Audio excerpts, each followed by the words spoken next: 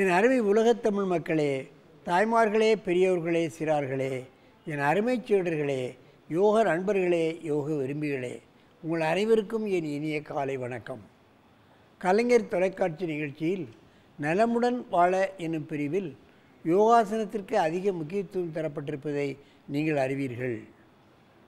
அதிகால வேளையில் இந்த ஆசனங்களை நாம் செய்துவிடுவே ஆனால் அன்று முழுவதும் நாம் சுறுசுறுப்பாக வேலை செய்யலாம், நம் காரியங்களை செம்மையாக முடிக்கலாம், எல்லோரும் போற்றும் வண்ணம் முடிக்கலாம், திருப்திகரமாக முடிக்கலாம்.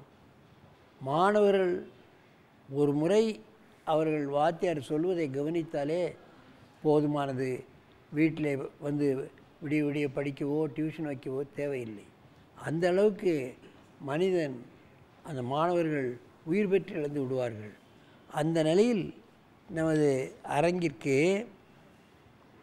சேஷாத்திரி 10 வயது 5ஆம் வகுப்பு, நாராயணன் 6 வயது 2ஆம் வகுப்பு, இவர்கள் குருகுலம் மெட்ரிகுலேஷன் ஹையர் செகண்டரி பள்ளி அண்ணாநகர் படித்து கொண்டிருக்கிறார்கள். அவர்கள் ஆகர்ஷண தனுராசனத்தை செய்ய போகிறார்கள். என் அருமை மாணவர்களே, நீங்கள் பத்மாசனத்தை கலைத்துவிட்டு முதலில் வலது காலை நீட்டி ஆகர்ஷண தனுராசனம் செய்ய வேண்டும். Right leg should be straight. டேய், வலது கால்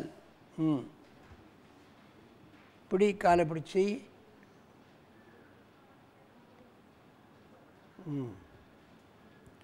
ஆகர்ஷண தனுராசனம். அங்கே காலை பிடிக்குவது என்பதே கடினம். காலை பிடிக்க முடியாது. சின்ன பையனாலும் பெரிய மகனாலும் காலை எட்டி பிடிப்பது என்பது மிக கடினம். இந்த காலை காது கொண்டு போகணும், அது அதை விட கடினம். அப்போ என்ன நடைபெறுகிறது? அந்த பெருவிரலில் இருந்து மூளை வரைக்குள்ள நாடி நரம்புகளெல்லாம் இழுக்கப்படுகிறது. அதைத்தான் கவனிக்க வேண்டும். கால் போட்டோம், காதுக்கு போட்டோம், காதுக்கு போட்டுண்டா கால் அப்படியே இந்த ஆசனத்தை கலைங்கள். இப்போ இடது காலை போடு.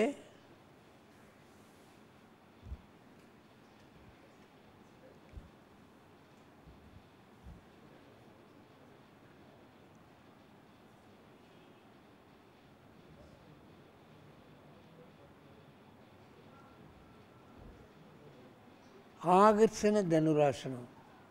இதனுடைய பலன்கள் மிக மிக அதிகம். எப்படின்னு கேட்டிங்கன்னா, காலை பிடிச்சி இழுக்கும் பொழுது காலை பிடிச்சிட்டாலே அது ஒரு பெரிய அச்சீவ்மெண்ட். அது பிடிச்சிடுறாங்க. அப்போனா அந்த காலில் உள்ள நரம்பெல்லாம் இழுக்கிறத நான் உணர முடியும். தலைக்குள்ளே போகிற நரம்பெல்லாம், முதுகு வழியாக போகிற நரம்பெல்லாம் இழுக்கிறத பார்க்கலாம். அதுதான் இதில் கவனிக்க வேணும்.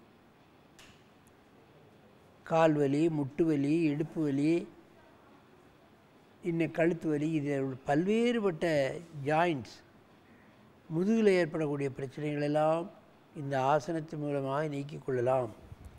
மெதுவாக இந்த ஆசனத்தை கலைங்கள். இப்போ ஒருவருக்கொருவர் நேரே இருங்க. முதல்ல வலது கால் நீட்டி செய்யணும்.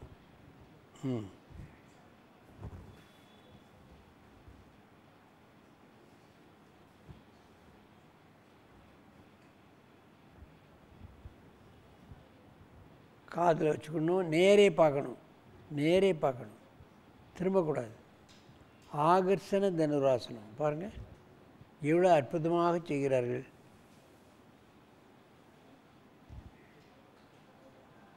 மெதுவாக இந்த ஆசனத்தை கலைங்கள். இப்பொழுது அடுத்த காலை மாற்றி செய்யுங்கள். அங்கே பார்க்குறீடா, நான் சொன்ன அடுத்த காலை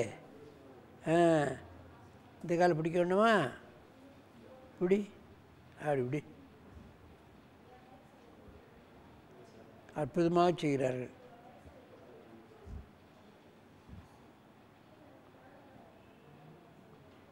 மெதுவாக இந்த ஆசனத்தை கலைங்கள். கால் நீட்டுங்கள்.